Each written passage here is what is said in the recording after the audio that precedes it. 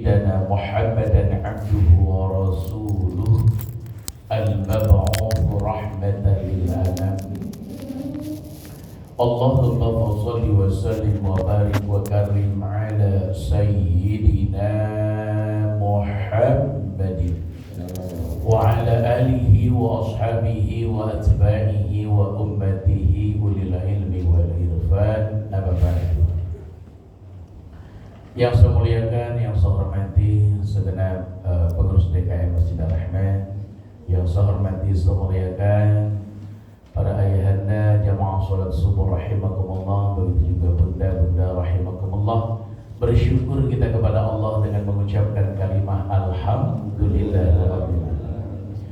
Sabtu subuh kali ini kita sama-sama dihadirkan sama Allah ke Masjid Ar-Rahman dalam rangka menunaikan kewajiban kita, yaitu sholat subuh berjamaah, dilanjutkan dengan kewajiban kita menuntut ilmu yang merupakan kewajiban selama hayat masih dikandung badan. Mudah-mudahan amal-amal ibadah yang kita lakukan ini semuanya diterima oleh Allah Subhanahu wa ta'ala. Amin. Rahmat teriring salam semoga Allah curahkan, semoga Allah limpahkan selalu kepada Nabi kita, Rasul kita, yaitu baginda Rasul Muhammad sallallahu alaihi wasallam. Ayahanda bunda rahimakumullah, kita bacakan Fatihah dalam rangka mendoakan orang-orang yang sedekah buat pembangunan Masjid Ar-Rahman. Apakah yang infak berbentuk uang, berbentuk pikiran, tenaga, begitu juga berbentuk benda. Mudah-mudahan apa yang disedekahkan untuk pembangunan masjid atau untuk operasional masjid, mudah-mudahan apa yang disedekahkan di dunia diberikan keberkahan, di akhirat mendapatkan keselamatan dari api nerakanya Allah dan mendapatkan jaminan rahmat dan surganya Allah Subhanahu wa ta'ala. Ala hadhihi niyya wa ala kulli niyatin shalihah wa hadratin Nabil Mustafa Muhammadin sallallahu alaihi wasallam wa ala alihi washabihi wa azwajihi wa dhurriyyatihi wa ahli baitihil kiram. Syaulillahi lahumul Fatihah. A'udzu billahi minasyaitonir rajim. Bismillahirrahmanirrahim. Alhamdulillahi rabbil alamin. Arrahmanir rahim. Maliki yaumiddin. Iyyaka na'budu wa iyyaka nasta'in. Ihdinas shiratal mustaqim. Shiratal ladzina an'amta 'alaihim ghairil maghdubi 'alaihim waladdallin.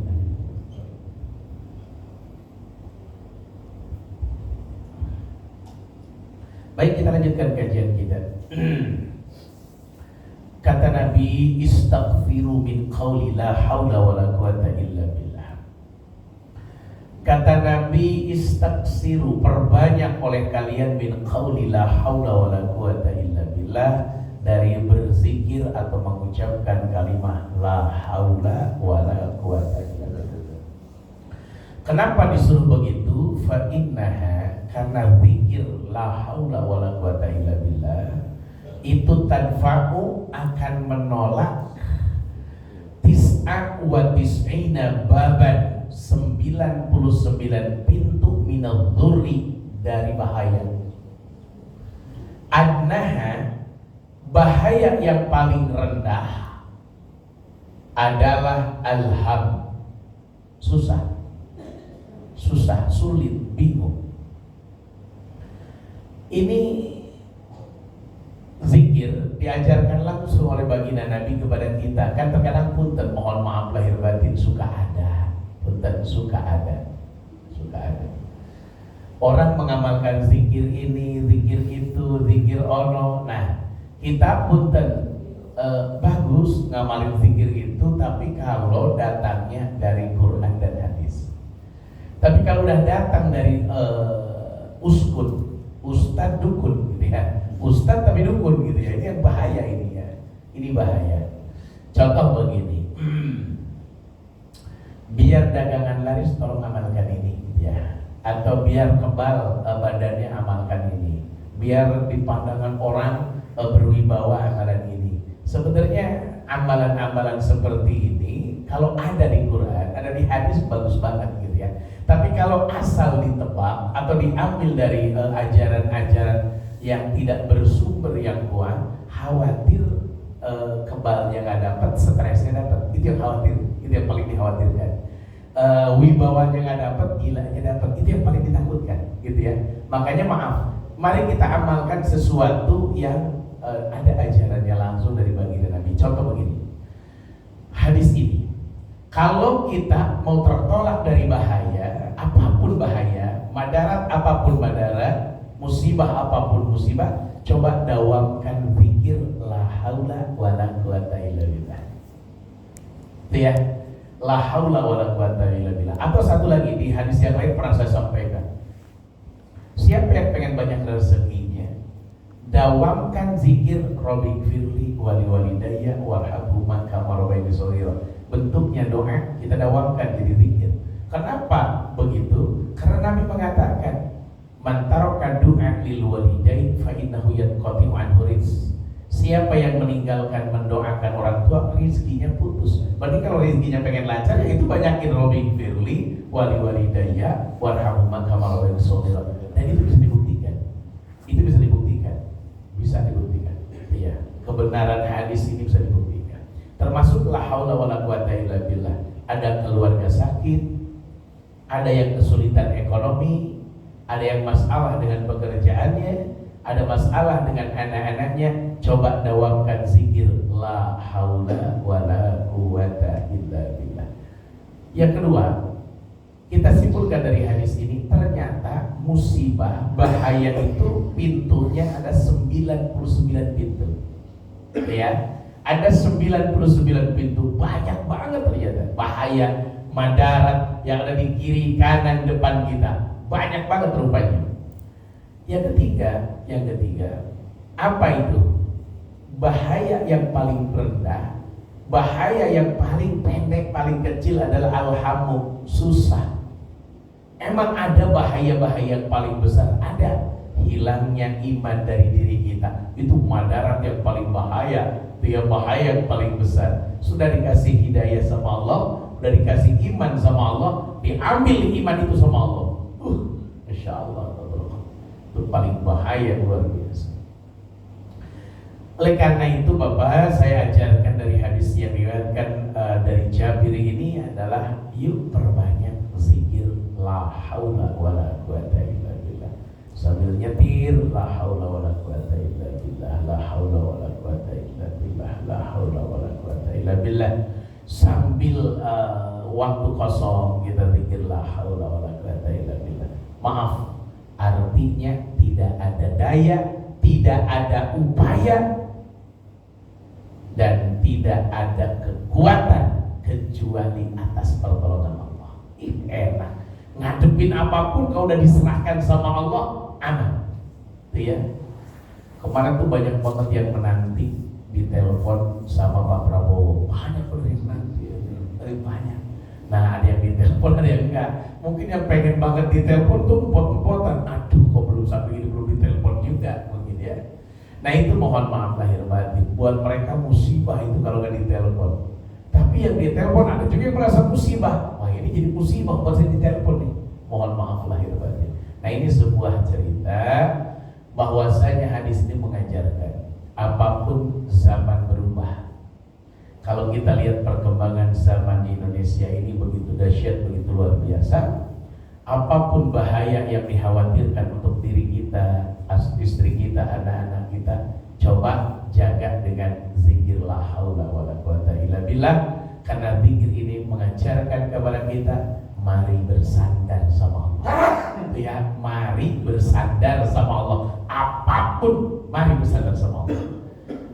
Pak, apa sih hebatnya kita? Ya, kita ini nggak punya ilmu apa-apa aslinya. Kita ini nggak punya ilmu kekuatan apa-apa. Tapi kalau udah bersandar kepada Allah, maka kekuatannya itu dari Allah. Enak, udah nikmat sudah. Bangun rumah, ya Allah punya uang 20 juta, tapi rumah ini bocor pengen dibetulin. Udah, la haula wala quwata illa billah. Mudah-mudahan setelah dimulai rezekinya nyusul ada. Kenapa? Kalau udah la haula wala quwata illa billah, harus yakin sama Allah, harus yakin sama kekuatan Allah, harus yakin sama takdir Allah. Kita tinggal bersandar saja sama Allah. Ini hadis yang pertama. Hadis yang kedua. Istausu bin nisa'i khairan. Wasiati, nasihati istri-istrimu dengan baik. Bahasanya harus baik. Cara penyampaiannya harus baik. Tidak boleh nada tinggi, tidak boleh nada rendah. Tapi juga ada baiknya dia kasih tinggi. Kalau dikasih rendah nggak peduli. Berarti baik itu macam-macam. Kenapa Nabi memberikan pesan kepada kita begitu? Fa innal mar'ah, karena sesungguhnya perempuan khuliqat, itu diciptakan min dilai a'waj, dari tulang rusuk yang bengkok. Wa inna a'waja syai, sesungguhnya sebengkok-bengkoknya sesuatu, fitila, dari tulang rusuk, a'lahu, yang paling tinggi, yang paling atas, itu paling bengkok. Nah, perempuan diciptakan asal muasalnya yang bernama Siti Hawa dari tulang rusuknya Nabi Adam yang sebelah kiri paling atas, paling bengkok. Makanya perempuan itu kata Nabi, fa in dhahabta tuqimuhu kasartahu. Fa in dhahabta, kalau kamu niat meluruskan perempuan, maka kasartahu, siap-siap kau akan mematahkan perempuan itu. Karena perempuan itu bikin dari tulang rusuk yang paling bengkok. Kalau kita niat meluruskan, patah dia. Satu. Wa in tarabtahu, kalau perempuan istri kita, anak perempuan kita tidak diluruskan sifat dan akhlaknya, maka lam yazal a'waj, maka dia tetap bengkok posisinya. Hobinya ngejelekin orang, hobinya ngomongin orang, hobinya fitnah orang, hobinya jalan-jalan melulu, hobinya mejeng, hobinya bergaya, hobinya hura-hura, terus akan makin bengkok. Jadi kalau kita tinggalkan bengkok, kalau kita kasih nasihat, kalau kita kasih aturan, patah dia. Bagaimana dong? Maka kata Nabi, fastausu binisa'i khairan, berikan nasihat kepada perempuan yang baik. Jadi kita ilmunya khusus tentang menaklukkan perempuan. Kita harus tahu karakter istri kita. Kalau zaman dulu ilmu menaklukkan perempuan pakai jampe, bukan begitu maksudnya. Pakai agama itu maksudnya, menaklukkan perempuan. Seperti apa harus kita atur perempuan kita? Maaf Pak, istri saya dengan istri Bapak pasti beda. Pasti beda karakternya, pasti. Oleh karena itu coba ditelaah. Setelah kita menikah 20 tahun ini, setelah kita menikah, saya udah 27 tahun menikah. Saya menikah 27 tahun. Setelah menikah 27 tahun ini, kita harus paham anak kita ini, istri kita ini seperti apa. Harus paham betul. Nah, berikan nasihat yang baik. Ada yang perempuan dipelototin dikit langsung duduk nangis. Ada istri dipelototin makin naik, dia makin galak. Ada yang gitu. Ada yang dinasehati dikit langsung pulang ke rumah orang tuanya. Nah, ini yang agak resiko nih, agak berat itu ya. Agak-agak berat. Ada yang begini, enak aja. Sekarang kan zaman emansipasi, enak bener ngatur-ngatur. Ini bahaya Pak. Makanya maaf sekali lagi, sampaikan bukan dari kita, sampaikan dari agama kita. Karena kalau kita nggak mampu, tapi kalau agama kita mampu. Jadi kita bukan ngajarin istri, tapi menyampaikan agama kepada istri kita. Makanya kita kenapa wajib ngaji tiap Sabtu, tiap hadir pengajian, biar kita punya kekuatan agama untuk menyampaikan kepada istri kita. Sekali lagi demi Allah Pak, perempuan itu terkadang bikin kita takut, bikin kita khawatir. Padahal aslinya kita tidak boleh Pak takut sama istri. Aslinya kita harus ngatur istri kita. Jangan pernah istri kita keluar dari jalur-jalur agama Allah. Saya sering menyampaikan depan ibu-ibu, kenapa perempuan kalau mau pergi wajib izin ke suaminya? Wajib izin ke suaminya.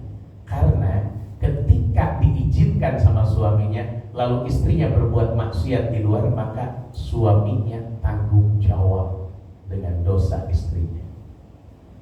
Kenapa laki-laki tidak perlu izin kepada istrinya ketika dia mau keluar rumah atau mau kemana atau mau melakukan apa, karena istri tidak bertanggung jawab dengan dosa suaminya. Jadi urut-urutannya begitu. Makanya wanita itu kalau masuk surga gampang, cari ridho suami, cari ridho Allah, cari ridho suami, selesai. Tapi kalau suami nggak bisa dapat ridho Allah, dapat ridho istri, langsung masuk surga, nggak bisa. Itu ya, karena disitulah suami punya tanggung jawab berat di hadapan Allah. Pak, yang paling berat dari kita apa sih? Istri dan anak perempuan kita. Kita ini para suami punya 4 wanita yang harus tanggung jawab sama kita. Ibu kita, istri kita, anak perempuan kita, saudara perempuan kita, adik kakak perempuan kita itu. Itu tanggung jawab kita, Pak. Harus dijaga, harus diberikan nasihat, harus dikasih wejangan, harus dituntun. Insya Allah luar biasa. Jadi jadi laki-laki itu begitu, ya. Nah, Nabi ngasih jalur. Perempuan itu kan diciptakan dari tulang rusuk yang bengkok. Coba berikan nasihat kepada dia yang baik, bahasanya yang baik, jangan dipukul, jangan digebugin, tapi dengan bahasa yang terindah. Karena perempuan itu terkadang diam di rumah, melawan di luar. Saya menyaksikan beberapa para perempuan ketika sudah ada acara kantor dengan seenaknya joget dengan, kenapa? Karena jauh dari suami. Karaokean, bayangin itu suaminya di rumah tidur, suaminya tahajud, istrinya karaokean, istrinya joget-joget dengan banyak teman kantornya, apa nggak nyeret suaminya ke neraka itu? Insya Allah. Saya punya teman saya namanya Pak Gian Sugiana. Istrinya kebetulan kerja pegawai negeri. Itu kalau hari Minggu dia ngecek foto-foto istrinya, handphone, fotonya. Apa sih yang kata si bagian dicerita ke saya kalau hari Minggu suka ngecekin handphone saya, sebenarnya ada foto apa sih di handphonenya gitu. Akhirnya ketemu foto-foto dengan teman-temannya. Kata dia, "Mah, kasihan gak ke saya? Ini foto pasti di-share di grup WA, pasti di-share di grup ini. Mama kalau kasihan ke saya tolong jangan, Mah. Kalau kasihan ke saya, tapi kalau gak kasihan ya terserah, karena mama akan dilihat oleh orang. Mending kalau cuma dilihat, dibayangkan sama orang, dipikirkan sama orang, lalu saya ikhlas, maka saya dayus neraka buat saya." Babak belur, Pak. Jadi kita punya istri yang punya Instagram, punya ini, itu babak belur, Pak. Sebenarnya kita ini punya istri yang punya babak belur, kita demi Allah, kita ini babak belur, Pak. Suami ini babak belur. Iya, berat banget di situ. Tapi maaf, boleh Pak dicoba. Istri kita punya Instagram, punya macam-macam, saya nggak tahu namanya. Coba suruh dihapus foto-fotonya, marah Pak. Marah Pak, nggak mau, pasti nggak mau. Kenapa? Disitulah beratnya jadi suami. Kita nggak berikan nasihat, salah. Kita berikan nasihat, perlawanannya begitu luar biasa. Makanya Nabi memberikan ramu, fastausu bin nisa'il khairan. Berikan nasihat istri kita yang baik, kata-katanya yang baik, ucapan yang baik, waktunya yang baik. Itu yang waktunya yang baik. Karena itulah di situ. Apalagi kalau istri kita usianya lebih di atas kita, lebih berkuasa lagi, lebih repot lagi. Apalagi istri kalau penghasilannya lebih di atas kita, lebih repot lagi. Apalagi kalau istri pendidikannya lebih tinggi daripada kita, repot lagi. Apalagi kalau istri keluarganya lebih terhormat daripada keluarga kita, lebih repot lagi. Disitulah makanya kata Nabi, fastausu bin nisa'il khairan. Sebenarnya aslinya kalau bahasa seorang ulama, nikmat hidupmu kalau istrimu sudah betah di rumah. Tapi babak belur dirimu kalau istrimu tidak betah di rumah, hobinya keluar terus, maka ini babak belur di situ. Sekali lagi, itulah repotnya kita, Pak. Perempuan itu, saya kemarin bahas, ada seorang ibu-ibu nelpon saya, "Pak Ustadz," kata Pak Ustadz kayak kata orang-orang, Pak Ustadz ngelarang rebana, melarang rebana di masjid ibu-ibu nggak boleh. Saya nggak pernah melarang Bu, saya pernahnya menyampaikan hukum agama. Saya bilang hukum rebana di masjid itu ada dua. Yang pertama, hukum pertama tidak membolehkan sama sekali. Kenapa? Karena masjid itu hanya untuk sholat, zikir, dan baca Quran. Tapi pendapat yang kedua membolehkan. Nah, saya cuma bisa ini, yang membolehkan adalah hadis Nabi, a'linu hadzal nikah waj'aluhu fil masajid wadribuhu bidufuf. Nikah itu harus diumumkan ke orang, jangan rahasia-rahasia. Itu satu pesan Nabi ya di hadis itu. Jadi kalau kita mau nikah lagi kasih tahu semua orang, istri, anak, semua kasih tahu. Tuh ya, jangan ngumpet-ngumpet. Yang kedua, waj'aluhu fil masajid. Nikah itu bagusnya, sunahnya akan nikah di masjid. Yang ketiga, wadribu bidufu. Beres akan nikah pukul rebana, gitu ya. Berarti kan rebana di masjid boleh sebenarnya, karena habis akan nikah di masjid rebana. Saya bilang, siapa yang mengatakan tidak boleh? Saya pernah menyampaikan hukumnya, tapi bukan dari saya hukumnya itu. Saya bilang, nah terus masalahnya di mana Pak Ustaz? Kenapa perempuan tidak boleh rebana di masjid? Saya bilang perempuan itu tidak dilarang nyanyi, tidak dilarang joget, boleh banget, tapi depan suaminya. Masalahnya itu kalau udah di depan umum, yang ngelihat siapa, itu masalahnya. Itu masalahnya ngelihatnya, yang ngelihat siapa. Makanya saya ajarkan kalau mau pun di masjid, bunda-bunda rebana ya di teras masjid atau dan dilakukan sambil duduk, jangan berdiri. Itu mah saran saja sih kalau terpaksa pengen, tapi sebenarnya aslinya perempuan itu memang agak beresiko, itu agak beresiko. Perempuan boleh nyanyi tapi depan suaminya, boleh joget depan suaminya. Nah ini yang memang yang dianggap saya melarang, dia melarang. Padahal itu hukum agama, gak bisa dihukumi oleh kita sendiri. Nah itu oleh karena itu ayahanda, demi Allah hati-hati dengan istri kita ketika jauh dari kita, tolong dipantau Pak, karena itu tanggung jawab di akhirat. Aslinya secara hukum agama kalau mau pergi dia memang harus ada kita Pak, harus ada mahramnya aslinya. Mau umroh, mau haji, mau pergi ke Tanah Abang harus ada mahramnya aslinya. Aslinya kalau dalam hukum agama, apakah mahramnya itu kita, apakah anak kita laki-laki atau adiknya laki-laki, kakaknya laki-laki, itu harus ada. Tapi sekarang banyak perempuan yang datang ke dokter kandungan, dokter kandungnya laki-laki sendirian. Sekarang banyak yang begitu. Karena sekarang tuh lagi musim dokter kandungan tuh laki-laki. Tuh ya, makanya hati-hati, harus ditemenin, nggak boleh sendiri. Nah itu tanggung jawab kita Pak. Harus punya waktu buat nemenin istri kita. Gitu. Bapak akan lebih paham daripada saya tentang memberikan nasihat kepada istri Bapak dengan cara yang baik. Yang jelas jangan dikasarin, karena perempuan itu tidak suka dengan kasar. Banyak yang putus asa karena kasar, gitu ya. Hadis yang ketiga, asri'u bil janazah, percepat mengurus jenazah. Kalau ada orang meninggal dunia, percepat urus Pak. Fa'in takus solihatan. Kenapa sifat diurus? Fa'in takus solihatan. Kalau mayat ini baik, maka fakhairun tuqaddimunaha ilaih, maka kebaikan sudah engkau percepat disampaikan kepada mayat. Tapi wa in takus siwad dzalik, andai kata mayit ini bukan orang baik, maka fasyarun tad'unahu an riqabikum, keburukan sudah engkau letakkan dari tanggung jawab kalian.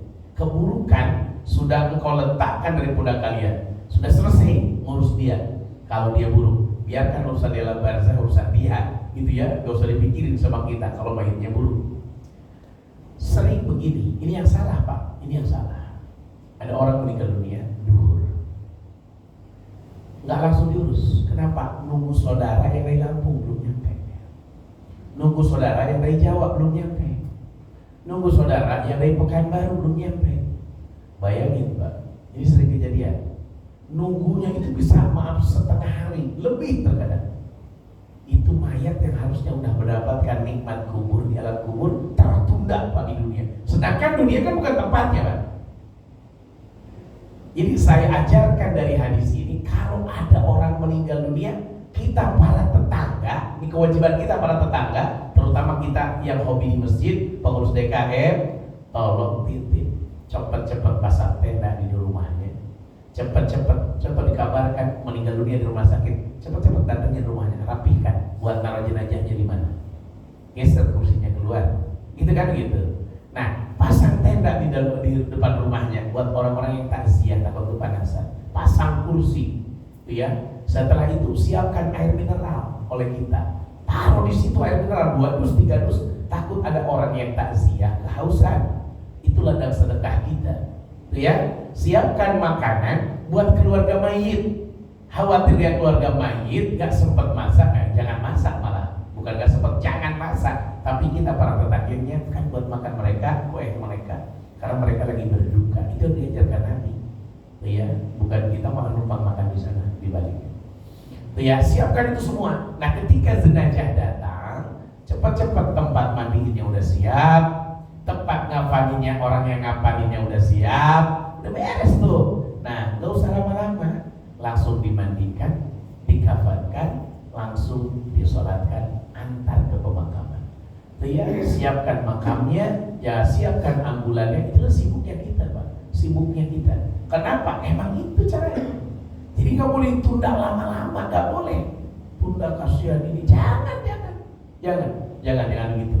Nabi yang melarang, karena dunia ini udah bukan tempat dia aslinya. Jadi akan kebayang, Pak, tinggal di yang bukan tempatnya, berarti panasnya tuh kebayang, pasti panas banget. Gitu ya, jangan lakukan percepat. Ya sering gitu ya, taruhin batu es di kolong ranjang mayit. Kenapa? Mayitnya meninggal duhur, mau dimakamkannya besok, mau dimandikannya besok habis subuh. Karena itu lama banget prosesnya. Sedangkan mayit ini cepat busuk, Pak. Ini cepat busuk, Pak. Jangan dianggap ini nggak busuk, Pak. Cepat busuk ini.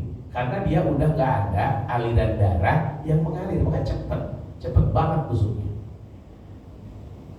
Di Papua Residen ada daun bidara kan?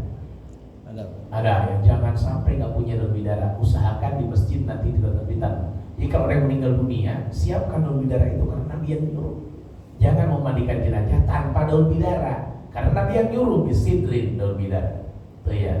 Makanya di masjid-masjid lain itu selalu ada pohon bidara. Jadi kalau orang meninggal langsung lari ke masjid, ngambil tempat mandi mayat, ngambil daun bidara dari masjid ya, ngambil ember buat ngambil tenda dari masjid.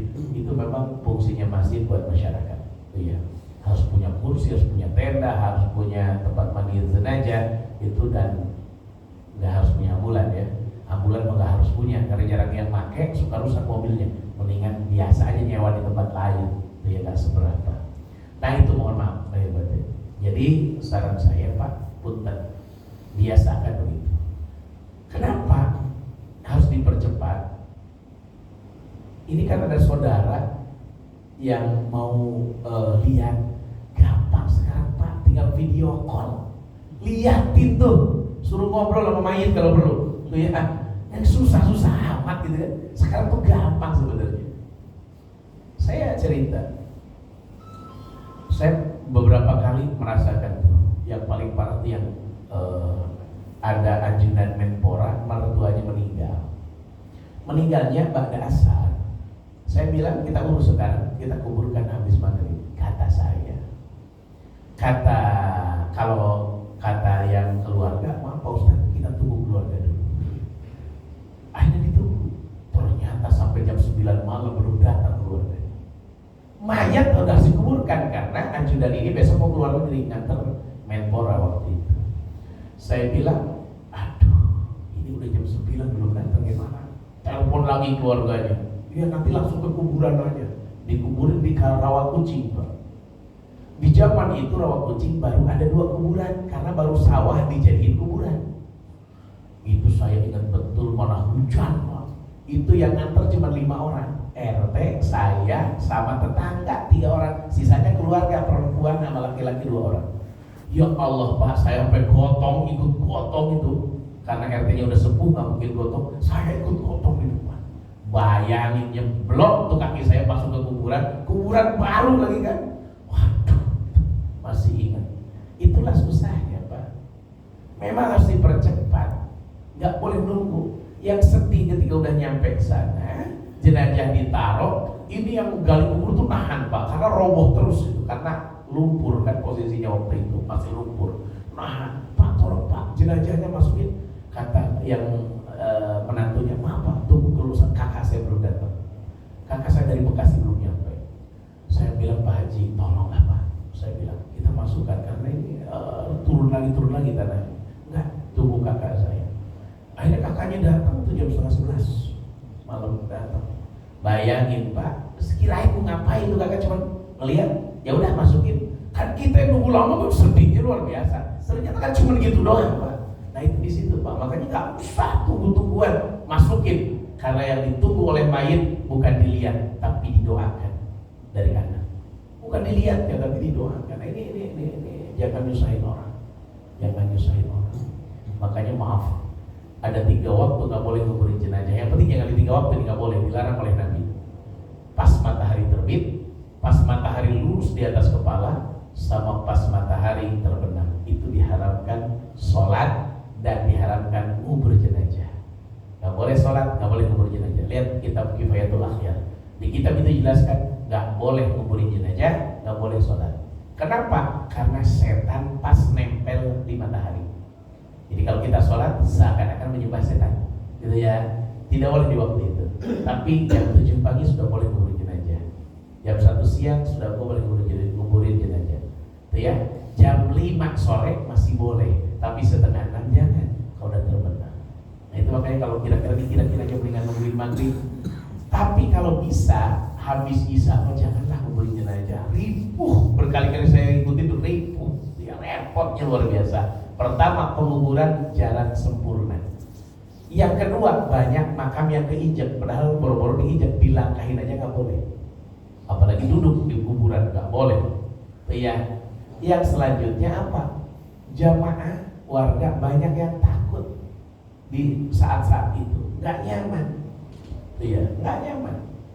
Kalau yang pemakaman Kota Tangerang yang sekarang dekat SMK 6 tuh yang di Rawakucing kan udah penuh dan geser ke Neglasari. Itu dekat perumahan Garuda, perumahan di pergudangan.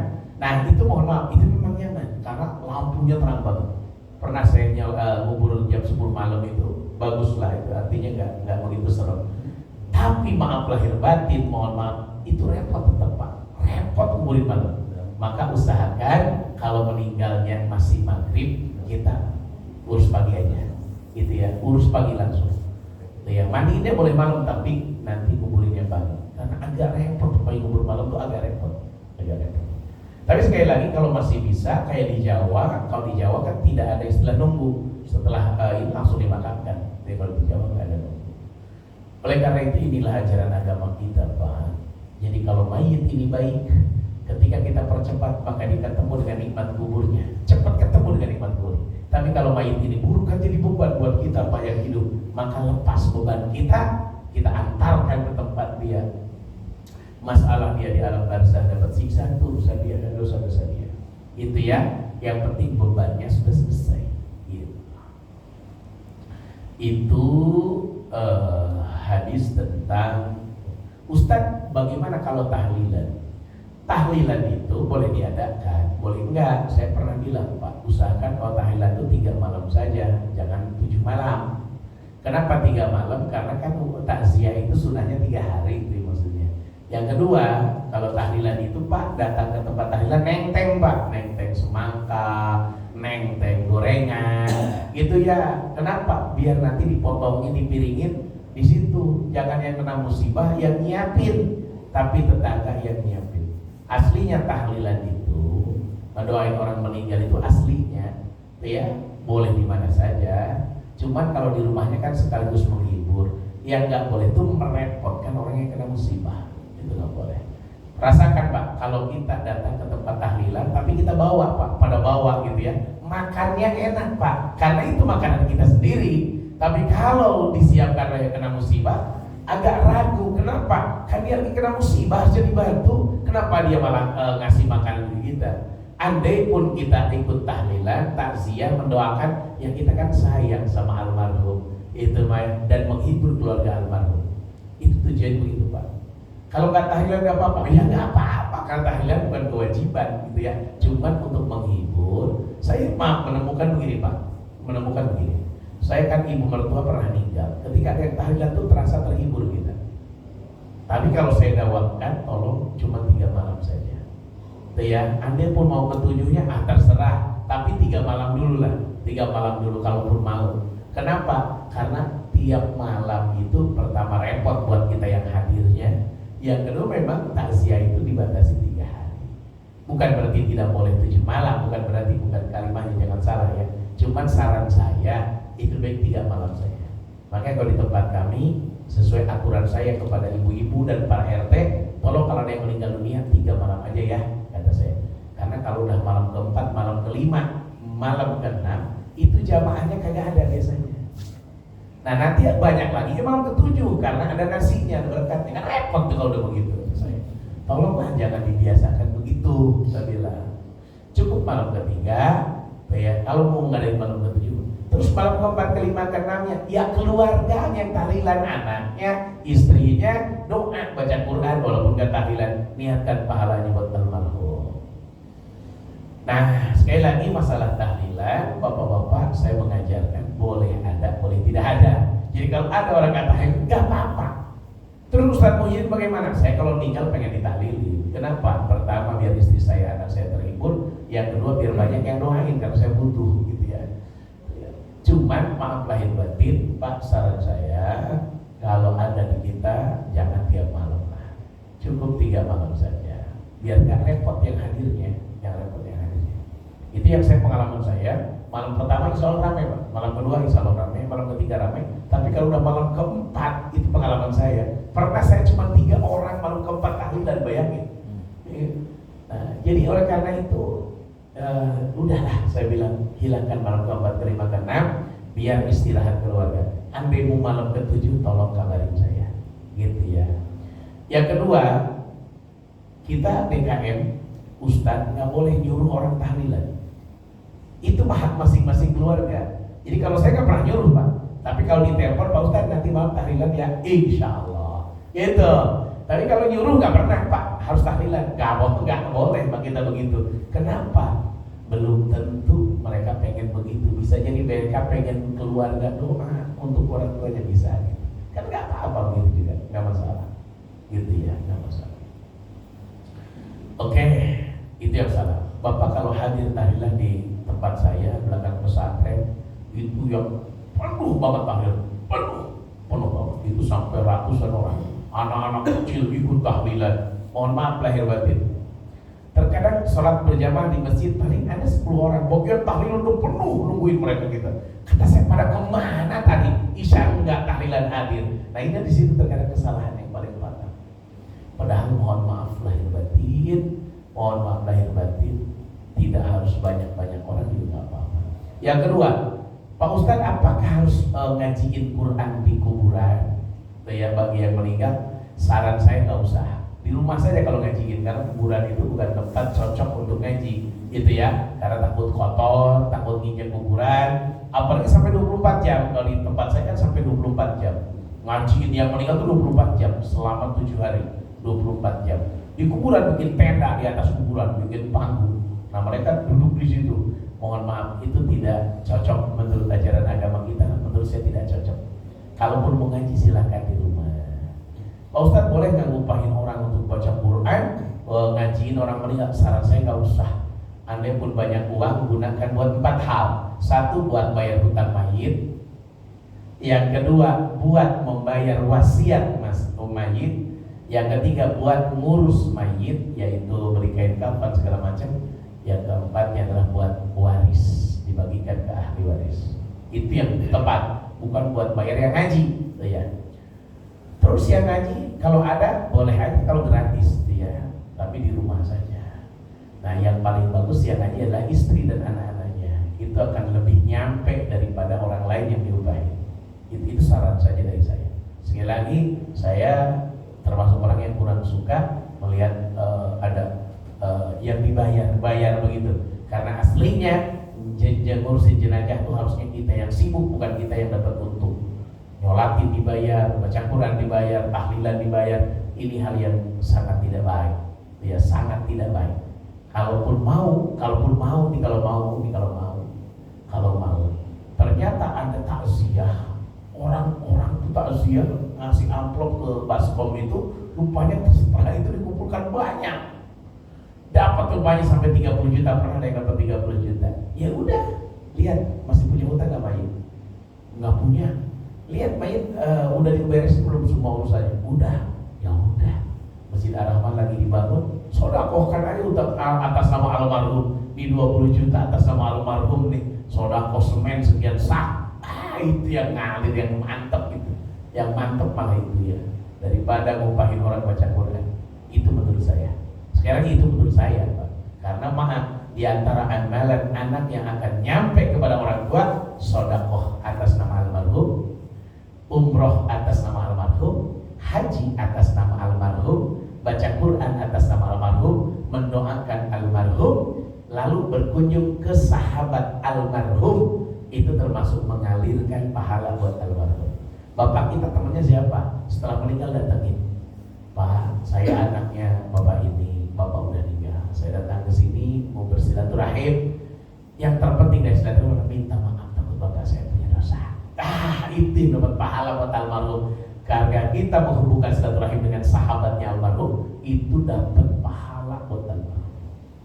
Ada 7 amalan yang menyampaikan ke almarhum.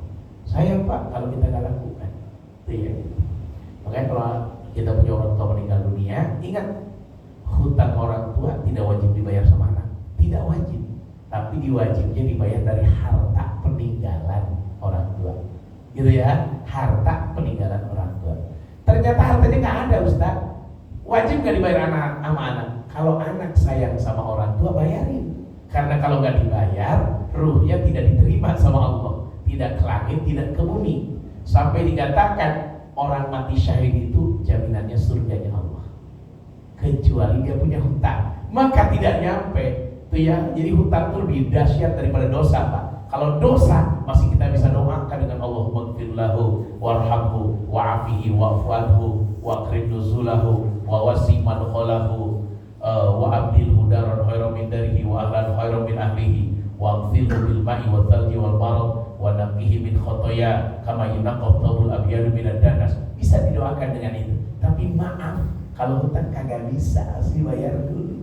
Makanya kalau kita punya hutang, Pak, sampaikan ke istri ke anak. Takut kita meninggal dunia, jadi mereka harus bayar itu dari harta yang kita punya.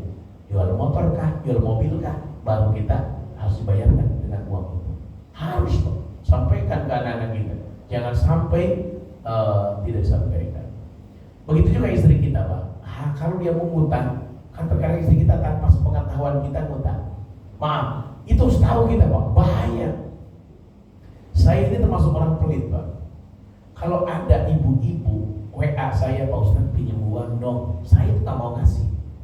Kenapa? Bahaya, Pak. Ada ibu-ibu WA kita pinjam uang, bahaya. Kenapa? Khawatir suaminya tidak tahu, Pak. Tuh ya. Kalau bapak-bapak pinjam uang, kita perlu pikirkan, berarti dia kepepet, butuh nih orang. Kalau kita mampu, ya kasih. Kalau nggak mampu mau ngomong apa, kita juga susah. Tapi kalau udah ibu-ibu, Pak, udah harus dipikirkan bagaimana cara menolaknya. Khawatir, Pak.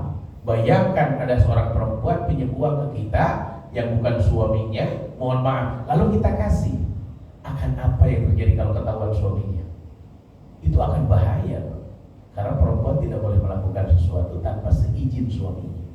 Itu ya, makanya ada beberapa ibu-ibu yang sempat agak marah ke saya. Ustaz ini cuma ngomong doang, harus pinjemin uang, orang harus dermawan, ternyata sampai pinjem uang nggak ngasih. Jadi sampai ada orang ngomongin saya begitu ke orang-orang. Jadi saya bilang bukan nggak mau ngasih, tapi bayangkan kalau suaminya tahu. Apa nggak salah paham kita? Tapi maaf, kalau sebenarnya maaf, perempuan itu kan aslinya ditanggung jawab sama suami. Kalau kepepet pun harus pinjam, suami yang pinjam, bukan istri yang pinjam. Harusnya. Itu ya, istri itu hanya tinggal terima sebenarnya. Jangan sampai hutang pinjam. Jangan, Pak, istri kita jangan sampai hutang pinjam gara-gara kebutuhan kita. Kita lah yang berjuang sekuat tenaga, walaupun harus malu pinjam, kita yang pinjam, jangan istri Pak. Itu ya, jangan. Kasihan dia, itu ya kasihan.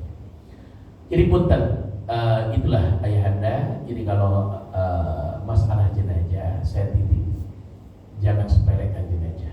Jenazah ini ketika sudah meninggal dunia, dunia bukan tempatnya lagi. Tempatnya adalah alam barzah, sampai kiamat dia di alam barzah. Jadi kalau ada yang meninggal, percepat. Kata Nabi, asri'u, percepat. Ya, dan jangan banyak gaya. Terkadang maaf kurung batang dinaikin, ngolong di bawah. Gak usah banyak gaya itu. Tolong keluarganya pada ngolong. Alah, repot bener itu. Ya usah yang biasa-biasa aja, standar aja. Gak usah banyak macam-macam. Ada juga yang gali kuburannya pakai kemenyan. Alah, macam-macam aja. Macam-macam ya. Jangan udah, kita yang biasa. Saya terkadang aneh tuh di Google itu. Saya pernah menemukan ada yang bapak-bapak, bapak apa ibu ya waktu itu. Oh, dibedakin mayatnya, setelah itu pakai spidol ditulis di sini ya Allah. Ngapain sih saya bilang? Ditulisin pakai spidol di keningnya Allah, kening mayatnya itu. Ini ngapain sih sebenarnya? Kata saya, suka aneh-aneh. Nah, saya nggak pernah menemukan ajaran itu, saya bilang. Artinya bukan kita Wahabi atau bukan begitu, bukan maksudnya. Yang biasanya standar maksudnya, nggak usah aneh-aneh, nggak usah dibikin-bikin gitu ya, nggak usah ditebak-tebak. Ada juga yang pengen bawa baju ihram ke dalam kain kafannya. Ini baju ihram dimasukin ke kain kafan. Ngapain saya? Ngapain biar bukti bahwa dia udah haji? Ya Allah yang membuktikan tuh amal soleh kita. Demi Allah Pak, kita meninggal dunia itu jangan ngarepin pertolongan anak. Jangan Pak. Banyak anak ketika kita udah meninggal dunia lupa untuk berkunjung kuburan kita aja lupa. Doa kita lupa. Tapi andalkan amalan kita sendiri. Jangan ngandelin amalan orang. Jangan Pak. Tancepin tuh di masjid, numpang bangsa dimasak semen numpang buat akhirat saya. Itu yang bener. Jangan. Saya kenapa rajin sholat? Bukan rajin. Bekal saya buat akhirat. Kalau nggak punya bekal, siapa yang menolongin saya? Itu harus dipikirkan terus begitu. Jangan, anak saya kan rajin sholat, nanti gua didoain. Kalau dosa-dosa saya nanti doain anak. Repot Pak. Demi Allah Pak. Pertama, anak kita belum tentu umurnya panjang. Jadi belum sempat doa udah meninggal. Yang kedua, belum tentu mereka sibuk dengan mendoakan kita. Bisa jadi sibuk ngurusin anak dan istrinya sampai lupa sama kita. Jangan Pak, jangan lihat orang hidup, jangan. Andalkan amal kita sendiri, insya Allah. Ya, makanya kalau ada tanah kosong, tanamin aja pohon Pak. Selama buahnya itu dimanfaatkan oleh orang, maka ngalir pahalanya buat kita. Kalau ada got, bersihkan got. Maka selama got itu lancar ngalir, maka mengalirkan pahala buat kita. Kalau ada tempat bisa bikin sumur, gali sumur buat masyarakat umum. Itu maka selama airnya dipakai sama orang, maka mengalirkan pahala kita. Kalau ada bangunan pesantren, madrasah, tanah wakaf, masjid lagi dibangun, jangan lupa nitip walaupun sedikit, karena itu akan mengalirkan pahala buat kita. Kalau kita punya ilmu, walaupun dikit sampaikan ke orang lain, kalau diamalkan ngalir pahala jauh. Itu andalannya itu aja. Itu yang bisa nyampe ke kita. Yeah. Ada yang ditanyakan Pak? Bangga Pak. Saya menanyakan tadi kata Pak itu dari menjelaskan tidak boleh memperlambat untuk penguburan. Nah, ada batas maksimal nggak paling lambat jam berapa namanya? Baik. Karena penguburan ke kuburan keluarga mungkin relatif lebih cepat dibandingkan dengan kuburan umum. Kemudian yang kedua, mohon penjelasan apa bedanya pembacaan Fatihah dengan pembacaan Al-Fatihah pakai isim. Baik. Yang pertama Pak, mumpung ingat nih disinggung sama Bapak. Kalau kita nguburin jenazah, kalau kita meninggal, usahakan Pak meninggal di sini, kuburkan di sini. Meninggal di Tangerang, kubur di Tangerang. Jangan pengen dibawa kemana-mana. Itu satu titik Pak. Pertama ngerepotin orang. Yang kedua, jenazah akan lama di jalan nyampe. Suka ada kebiasaan pengen dibawa ke Jawa. Saran saya jangan. Gak ada Pak, tempat tuh gak ada pengaruh buat mayat. Oh kalau dikubur di Sandiaga Hills pasti akan dapat nikmat. Ini belum tentu Pak. Oh, jadi maaf saya titip Pak. Kalau bisa tinggal di Tangerang, makamkan di Tangerang. Itu benar-benar Pak. Saya titip itu yang pertama. Yang kedua, saran saya, jangan pengen dimakamkan di kuburan keluarga. Jangan pengen dimakamkan di makam keluarga. Itu saran saya. Kok Ustaz nasihatnya begitu? Makam keluarga itu akan terawat ketika keluarga kita masih ada. Ketika keluarganya udah habis, digeser Pak sama sebelah kiri kanan, didorong-dorong Pak. Nanti makin sempit, lama-lama digusur tuh kuburan. Itu banyak kejadian Pak. Istri saya tuh hampir keluarganya punya makam keluarga semua, termasuk mertua saya dimakamkan di makam keluarga. Itu kalau bukan saya yang ngurus makam itu, rumput hilang setingginya kayak apa? Gak ada anak yang mengurus. Sampai sedih saya kalau lihat makam keluarga itu. Ada 8 makam di situ. Ya Allah, inilah ruginya makam di pemakaman umum saja, jangan di makam keluarga. Saya titip, saran saya, jangan pernah pengen dimakamkan di makam keluarga. Kenapa? Itu akan jadi makam keluarga ketika masih ada ahli waris yang bisa diberikan percaya. Tapi kalau udah gak amanah ahli warisnya, udah keturunan keberapa, udah gak peduli Pak, gak akan peduli. Saya titip, jangan. Yang ketiga, berapa maksimal waktu yang digunakan? Standarnya Pak, standarnya kalau udah kuburannya siap, semuanya siap, makamkan saja Pak. Karena penggalian kubur itu terkadang ada masalah, ada batu di dalamnya. Sekali lagi bukan gara-gara mayitnya banyak dosa, bukan. Memang ada batu di situ, atau ada airnya banyak, bukan gara-gara mayitnya ini punya dosa. Memang daerah situ banyak airnya. Ini jangan suka buruk sangka lah, jangan juga cepet-cepet buruk sangka begitu, jangan. Ya suka begitu ya, suka ada buruk sangka ini, gak usah lah. Saya beberapa kali gali kubur, suka ada airnya. Ibu mertua saya itu maaf orang solehah banget setahu saya. Ketika saya makamkan ibu mertua saya, maaf air itu ngalir terus di makam itu. Saya tahu, saya kandukin air, ya saya angkatin lagi air. Saya tahu ini musim hujan dan kiri kanannya kan sawah. Mau diapain lagi? Ya. Jadi jangan banyak pikiran, bahwa itu memang tempatnya air. Udah jangan banyak pikiran, gitu ya. Nah itu saya titip maksimalnya prediksi kita. Yang namanya lama itu seberapa sih? Tolong jangan sampai dilama-lamain, dipercepat saja. Prediksi cepat itu apa? Sudah siap semua, lakukan. Itu prediksi cepat.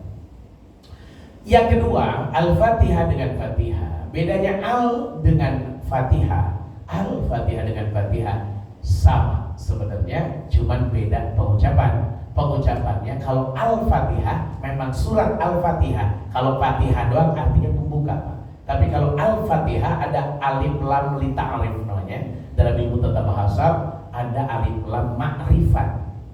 Al-Fatihah itu pasti surat Al-Fatihah. Tapi kalau Fatihah bukan surat Al-Fatihah.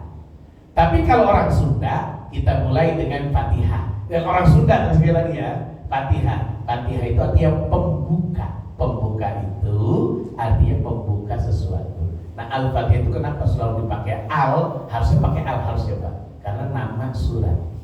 Gak bisa surat Fatihah, gak bisa. Emang dari dasarnya Al-Fatihah. Al itu makrifat. Fatihah itu kumpulan dari seluruh ayat Quran, dikumpulkannya di Al-Fatihah. Makanya pakai al depannya. Iya, pakai al. Nah itu namanya lam li ta'rif. Jadi sekali lagi kalau Al-Fatihah pasti surat Al-Fatihah. Tapi kalau Fatihah belum tentu Pak surat Al-Fatihah. Iya, beda Pak kalau Fatihah. Kita mulai dengan Fatihah, artinya pembuka. Pembuka itu bisa cukup bismillah, tapi kalau Al-Fatihah itu 7 ayat.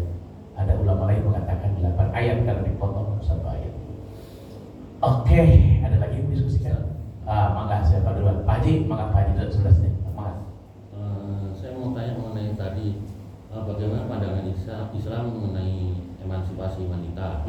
Yang kedua, bagaimana solusinya pada kondisi sekarang kan malah ada banyaklah wanita yang lebih sukses jadi ada kesempatannya lebih untuk perempuannya. Baik.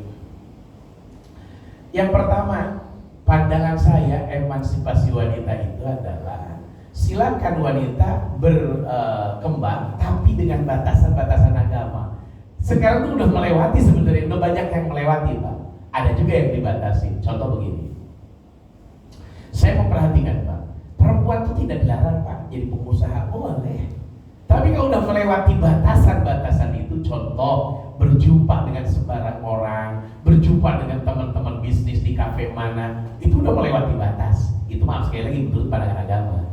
Iya, Siti Khadijah memang pengusaha, tapi setelah Siti Khadijah nikah dengan Nabi Muhammad, kan jadi dibatasi apa yang menurut agama boleh, apa yang tidak boleh. Iya, aslinya yang wajib jadi nafkah laki-laki, bukan perempuan. Aslinya dalam agama kita. Jadi saya sih batasin lah, perempuan itu jangan berlebih-lebihan dalam mencari nafkah. Gitu ya, karena perempuan itu dinafkahi bukan mencari nafkah. Yang kedua, kenapa banyak perempuan sukses sekarang? Memang Pak, perempuan itu bisa akan sukses, perempuan bisa lebih sukses. Tapi biasanya sesukses-suksesnya perempuan itu harusnya tidak akan sanggup melewati kesuksesan laki-laki sebenarnya. Makanya bisa lihat Bapak, istrinya kerja Pak, sukses. Lihat terkadang suaminya rezekinya sulit Pak. Nah, ya, saya beberapa kali menemukan kasus itu. Sampai istri nyalahin suami terus. Saya mau ini duit banyak, suami kerja aja susah. Berarti ibu sudah melewati batas sebenarnya, melewati batas-batas itu. Makanya di antara perempuan yang tidak baik adalah perempuan yang tidak bersyukur atas pemberian suaminya. Akhirnya dia maaf ya, melakukan hal-hal yang lain. Saya titip Pak, pertama perempuan boleh berkarir, tapi dengan seizin suami. Satu. Yang kedua, nggak boleh lepas dari pantauan suami.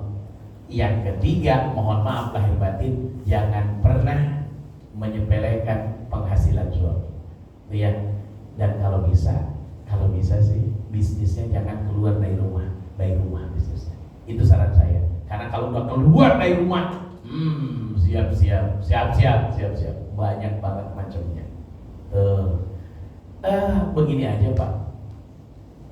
Emansipasi perempuan itu kan bukan bahasa agama sebenarnya. Itu hanya bahasa kita. Tapi sebenarnya kalau bahasa agama, perempuan boleh-boleh saja, tapi maaf dibatasi dengan aturan agama. Satu, aturan agama yang mengikat perempuan tidak boleh keluar rumah tanpa seizin suaminya dan tanpa mahram. Itu udah dibatasi sebenarnya. Jadi kalau mau bisnis ke Bali sana, ya ajak suaminya, ajak keluarganya. Gak bisa sendirian. Kalau udah sendirian resiko tinggi. Yang ketiga, kenapa kok agama begitu menahan perempuan jangan sampai begitu? Karena ketika perempuan keluar rumah itu resikonya tinggi. Demi Allah resikonya tinggi. Bisa ngomongin orang, bisa berjabat tangan dengan yang bukan mahram. Mending Pak kalau berjabat tangan merasa sudah akrab berpelukan dengan. Sekarang banyak wanita bertemu dengan temannya cipiki pada laki-laki. Bayangin kalau udah begitu Pak. Berat Pak. Makanya biasanya kalau perempuan berkarir sukses, dia lebih galak ke suaminya karena merasa udah punya kemampuan. Ada satu lagi Pak, dia akan gampang menceraikan suaminya, menggugat cerai suaminya. Orang saya juga punya penghasilan kok. Itu yang paling bahaya lagi. Tuh ya. Jadi bukan suami yang menceraikan istri, banyak. Makanya Pak kalau Bapak ke Cikokol, pengadilan agama menjejer perempuan semua Pak, gugat cerai.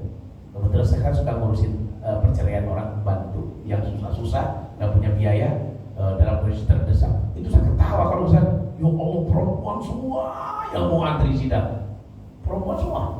Kenapa? Ternyata mereka yang gugat semua banyak yang gugat. Karena apa? Saya punya penghasilan, suami saya pensiun, suami saya dipecat dari pabrik, tamat udah. Karena dia punya penghasilan, bisa kok menghidupi diri sendiri. Nah itu di situ Pak beratnya. Makanya perempuan dibatasi oleh agama, jangan melebihi laki-laki. Ar-rijalu qawwamuna 'alan nisa. Laki-laki membawahi perintah perempuan. Sekali lagi, saran saya jangan terlalu dikasih lebar kalau mau selamat sampai akhirat. Ya karena dunia masa saat, yang lama akhirat. Ada satu lagi yang paling bahaya. Dalam hadis Nabi, batasi pakaian istrimu batasi perhiasan istrimu. Karena kalau tidak dibatasi, dia banyak pakaian, banyak perhiasannya, ajabal khuruj, hobinya jalan-jalan melulu, hobinya keluar melulu, hobinya bergaya melulu, itu paling baik.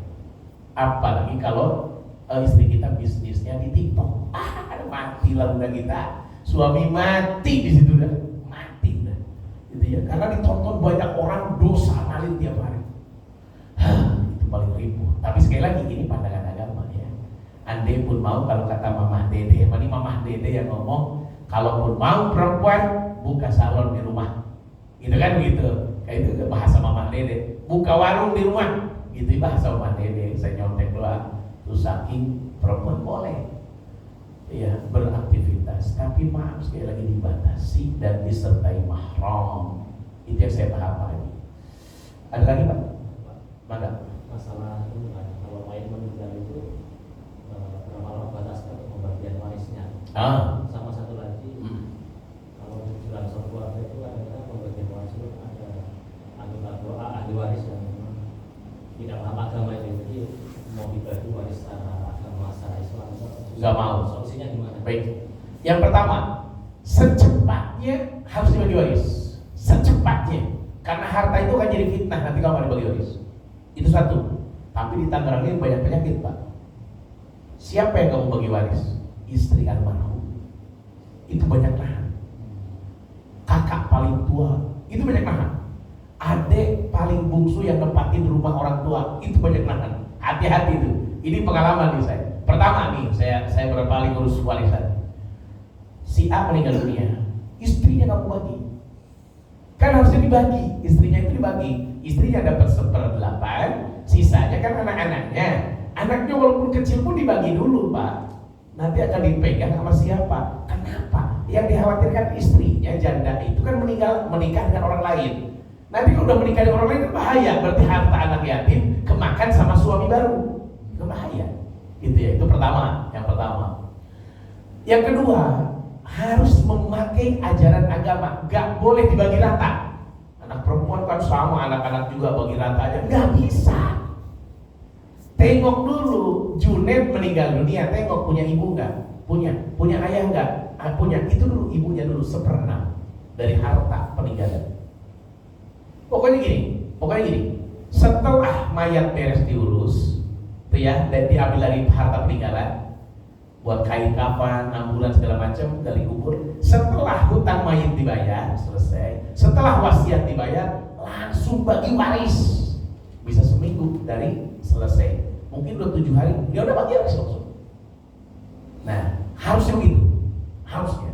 Yang kedua, tidak boleh dibagi rata. Ibu, ayah dapat 1/6, istri dapat 1/8. Anak laki-laki 2 bagian setelah diambil buat ibu dan istri. Anak perempuan dapat 1 bagian. Itu yang benar. Anak laki-laki dapat 2 bagian, Pak Haji dapat 2 bagian. Harus ngasih ke istri dan anak nafkah. Istri kita dapat warisan dari orang tuanya, dapat 1 bagian, kan buat dia sendiri, nggak harus ngasih nafkah ke suami. Itu adil agama kita. Tapi kalau dibikin rata, kita melanggar ajaran agama Allah. Tinggal tunggu kehancuran. Yang ketiga yang paling fatal ini, terkadang ada keluarga yang nahan jangan dibagi karena dia memanfaatkan itu, udah lama ngurus tanah orang tuanya. Kalau ada yang rakus begitu nggak mau dibagi begitu, tinggal nunggu kehancuran dia karena dia menzolimi orang lain. Yang keempat, kenapa harus cepat dibagi? Di antara anak-anak ahli waris, di antara ahli waris ini pasti ada yang butuh banget dengan itu. Mau dijual kah? Mau dipakai apa? Itu urusan dia. Yang penting bagi dulu. Yang terakhir, andai pun tidak dibagi, tetap harus dipersentase. Contoh dibagi mah enggak. Contoh, ibu kita meninggalkan sebuah rumah, yang nempatin adik kita yang paling kecil. Tetap Pak dibagi persentasenya, walaupun tidak dijual. Persentase. Anak laki-laki dapat berapa persen dari rumah itu, anak perempuan dapat berapa persen. Nah nanti tinggal akad dengan anak perempuan, kamu mau nyewa apa mau dibeli. Yang penting bagi dulu Pak, bagi dulu. Maka cara hitungnya begini Pak, rumah ada berapa, uang di tabungan ada berapa, sawah ada berapa, dihargakan dulu. Uang udah gampang ngaturnya, rumah ini kira-kira kalau diuangkan berapa, gitu ya. Kalau memang nggak mau dibagi persen, tapi diuangkan dulu. Kalau dijual berapa? Sawah ini kan di tengah kota, kalau diuangkan berapa? Baru kita akan bisa menemukan hitungannya. Ya, makanya kalau saya mendidik santri-santri, cara hitungnya begitu paling gampang. Tolong rumah, contoh ada mobil dihitung harga mobil tahun ini, tahun sekian itu berapa. Maka kita akan ketemu nanti jatuhnya. Gitu ya. Repot Pak. Tanah, apalagi tanah dan sawah. Tanah blok sono dengan blok sini harganya beda Pak. Nanti kalau dibagi tanah, maka yang ada di pedalaman akan lebih luas daripada di pinggir jalan dapatnya. Tapi ingat, dibagi dulu secara hukum agama. Faraid, makanya wajib belajar ilmu waris, ilmu faraid wajib. Itu yang bisa sampaikan. Mari kita tutup dengan doa. Allahumma sholli wa sallim ala sayyidina Muhammadin fil awwalin wal akhirin wa barik wa karim radhiyallahu tabaraka wa ta'ala kulli sahabati rasulillahi ajma'in. Alhamdulillahi rabbil alamin hamdan syakirin hamdan na'imin hamdan yuwafi ni'amahu yukafi mazidah. Ya rabbana lakal hamdu wa lakal syukru wa lakal mulku wa huwa ala kulli syai'in qadir. Allahumma inna asbahna nusyriku wa nusyriku hamdalat 'arsyik wa malaikataka wa jami' khalqik annaka antallah la ilaha illa anta wahdaka la syarika lak wa anna muhammadan abduka wa rasuluk. Allahumma inna nas'aluka ridhaka wal jannah wa na'udzubika min sakhatika wan nar. Allahumma tawwil umurana wa sahih ajsadana wa nawwir qulubana wa thabbit imanana wa wasi' a'malana wa wasi' arzaqana wa ila al-khairi qaribna wa syarri ba'idna wa qina wa ijana fid dunya wal akhirah. Rabbana ighfir lana dhunubana wa liwalidina warhamhum kama rabbawna shighara. Rabbana atina fid dunya hasanah fil akhirati hasanah wa qina adzaban nar. La ilaha illa anta subhanaka inni kuntu minadh dhalimin. Subhana rabbika rabbil izzati amma yasifun. Salamun alal mursalin. Alhamdulillahi rabbil alamin. Itu yang bisa sampaikan. Maafkan saya apabila ada ucapan yang tidak berkenan. Yang benar itu dari Allah, yang salah itu kesalahan saya pribadi. Saya mohon ampun kepada Allah. Subhanakallahumma bihamdika asyhadu an la ilaha illa anta astaghfiruka wa atubu ilaik. Billahi taufiq wal hidayah wal afa minkum. Assalamualaikum warahmatullahi wabarakatuh. Waalaikumsalam.